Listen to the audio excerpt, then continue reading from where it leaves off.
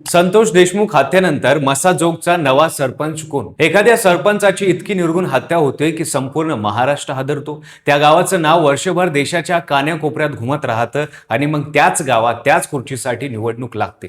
बीड जिल्ह्यातील मसाजोग हे गाव आजही त्याच वेदनेत आहे. संतोष देशमुख या सरपंचावर गॅस पाईप, लोखंडी रॉड, वायरचा चाबूक अशा हत्यारांनी तब्बल 56 गंभीर जखमा करून हत्या करण्यात आली. या हत्येचा आरोप आहे वाल्मिक कराडवर. न्यायाची लढाई अजून सुरू आहे आणि त्याच वेळी त्याच गावात त्याच सरपंच पदासाठी आता 5 उमेदवार उभे आहेत. ही निवडणूक फक्त एका गावाची असली तरी उभा महाराष्ट्र या निवडणुकीकडे पाहत आहे. या गावाची निवडणूक बिनविरोध व्हावी का? नियुक्त बिनविरोध होण्यासाठी कोण कोण राजकीय नेते पुढाकार घेत आहेत? सविस्तर पाहू या व्हिडिओच्या माध्यमातून. नमस्कार, मी पंकज आणि तुम्ही पाहताय कसं काय. 9 डिसेंबर 2024 रोजी मसाजोगचे सरपंच संतोष देशमुख यांचं अपहरण झालं आणि त्यांची हत्या करण्यात आली.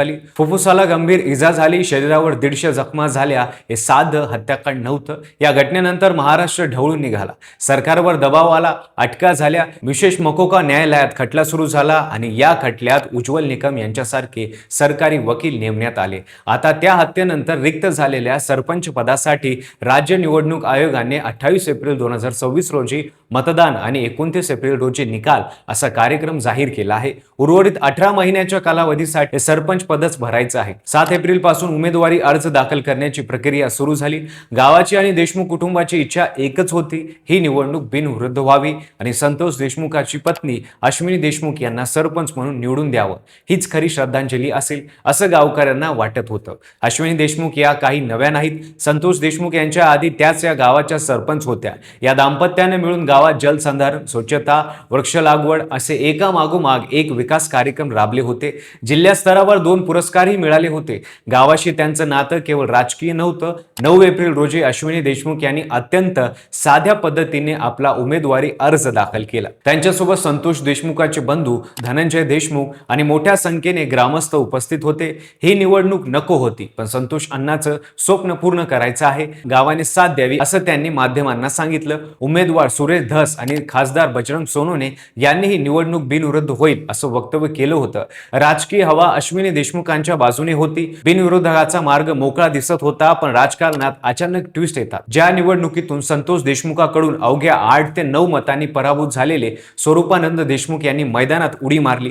त्यांनी आपला उमेदवारी अर्ज दाखल करत थेट वक्तव्य केलं, लोकशाहीमध्ये प्रत्येकाला निवडणूक लढण्याचा अधिकार आहे. मी ही निवडणूक लढवणार. आणि इथेच सगळ्यात मोठा वाद सुरू झाला. स्वरूपानंद देशमुखांनी अश्विनी देशमुखांना थेट सल्ला दिला, ज्यांचे पती गेले त्यांनी आधी पतीला न्याय मिळवण्यासाठी प्रयत्न करावेत. हत्या प्रकरणाचा निकाल लागेपर्यंत त्यांनी निवडणुकीपासून दूर राहावं. हे वक्तव्य म्हणजे फक्त राजकीय भाष्य नव्हतं, हे एका विधवेला दिलेलं आव्हान होतं. ज्या महिलेनं नुकताच नवरा गमावला त्या महिलेला सांगितलं जात होतं की तुझी जागा इथे नाही. मग राष्ट्रवादी काँग्रेसच्या नेत्या संजीवनी देशमुख यांनीही अर्ज दाखल केला. पंजाब देशमुख आणि करुणा स्वरूपानंद देशमुख यांचेही अर्ज आले. 13 एप्रिल पर्यंत म्हणजे अर्ज दाखल करण्याच्या शेवटच्या दिवसापर्यंत एकूण 5 उमेदवारांनी अर्ज दाखल केले आणि अश्विनी देशमुख यांचे बिनविरोधाचं स्वप्न धुळीस मिळवलं. आता 15 एप्रिल रोजी अर्जांची छाननी होणार आहे. 17 एप्रिल रोजी उमेदवारी अर्ज मागे घेण्याची शेवटची तारीख आहे. त्यामुळे 17 एप्रिल नंतर हे स्पष्ट होईल की मसाजोगमध्ये नक्की किती उमेदवार राहतात. बीडमधील काही नेते अजूनही हे म्हणत आहेत की बिनविरोधासाठी प्रयत्न सुरू आहेत. अर्ज मागे घेण्यासाठी पडद्यामागे चर्चा होत आहे असं सांगितलं जात आहे. दुसरीकडे बीडच्या विशेष मोकाका न्यायालयात संतोष देशमुख हत्या खटल्याची सुनवाई वेगाने सुरू आहे. आरोपींनी विशेष सरकारी वकील उज्ज्वल निकम यांना बदलण्यासाठी अर्ज केला होता, पण न्यायालयाने तो अर्ज फेटाळून लावला. न्यायाचा मार्ग बंद होऊ देणार नाही असा संदेश न्यायालयाने दिला. अश्विनी देशमुखांनी एक महत्त्वाचा विधान केलं, लोकशाही असल्याने प्रत्येकाला अर्ज करण्याचा अधिकार आहे. आम्ही गावाच्या विकासासाठी आलो आहोत. गावाने आमच्या सोबत यावं. या वाक्यात कुठलाही राग नव्हता, कुठलाही आक्रोश नव्हता, फक्त एक निश्चय होता. 28 एप्रिल रोजी मसाजोगचे ग्रामस्थ मतदान करतील. ते एक सरपंच निवडणार आहेत. मित्रांनो, तुम्हाला काय वाटतं? या गावाची निवडणूक बिनविरोध व्हावी का?